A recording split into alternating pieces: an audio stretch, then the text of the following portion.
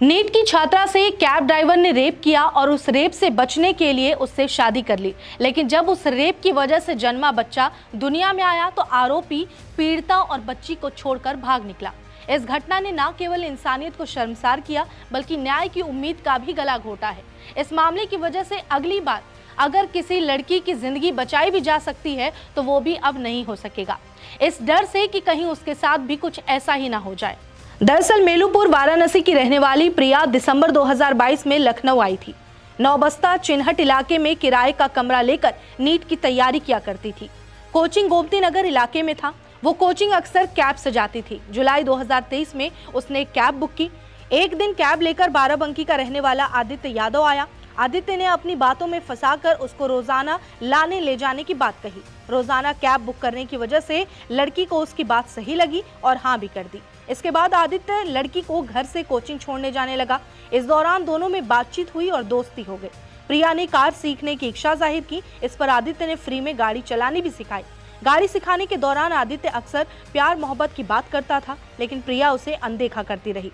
प्रिया यानी पीड़िता बताती है कि आदित्य लगातार प्यार का इजहार करता रहा। मैंने उससे परिवार से मिलवाने की बात कही तो बोला जल्द मिलवा देगा। भरोसा दिलाकर नजदीकियां बढ़ा ली। इसके बाद हर जगह साथ आने जाने लगा।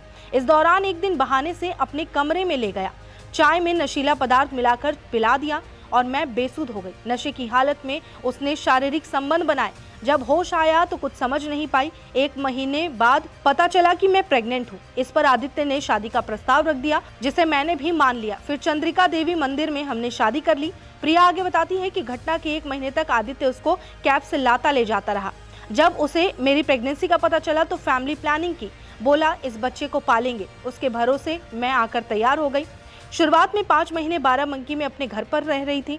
फिर प्रेगनेंसी की वजह से पेट बढ़ने लगा। इसके बाद घर आना जाना बंद करना पड़ा। सोचा कि बाद में परिवार को सब बताकर ठीक कर लेंगे। इस दौरान कई बार आदित्य से अपने घर ले जाने को कहा, लेकिन वो टालता रहा। हालांकि आदित्य साथ में रहकर इलाज कराता रहा।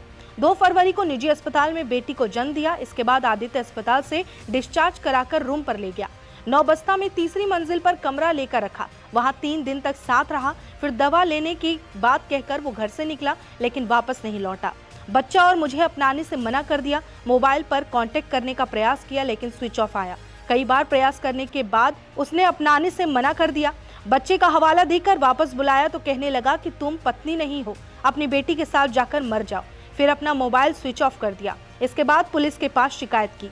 प्रिया ने मामले की चिन्हट थाने एसीपी विभूति खंड को लिखित शिकायत दी है। अब तक मामले पर सुनवाई नहीं हुई। इस पर प्रिया ने 18 फरवरी को ज्वाइंट सीपी बबलू कुमार से मिलकर शिकायत की।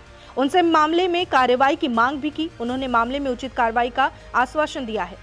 एसएचओ चिन्हट दिनेश चंद्र मिश्र बताते हैं कि पीड़िता का कहना है कि बेटी के जन्म के बाद से ही पति गायब है। उसके परिवार वाले भी धमकी दे रहे हैं। उन्होंने बताया कि छात्रा की शिकायत पर मुकदमा दर्ज कर लिया गया। जांच में जो साक्ष्य सामने आएंगे उसे विवेचना में जोड़कर वैधानिक कार्रवाई की जाएगी। नमस्कार, मैं हूं मानक गुप्ता। अगर आपको हमारा ये वीडियो पसंद आया हो तो इसे लाइक और शेयर जरूर करें। और हाँ, हमें सब्सक्राइब और फॉलो करना ना भूलें, ताकि आप देश और दुनिया की कोई खबर मिस ना करें। तो जुड़े रहिए हमारे साथ और देखते रहिए न्यूज़ 24।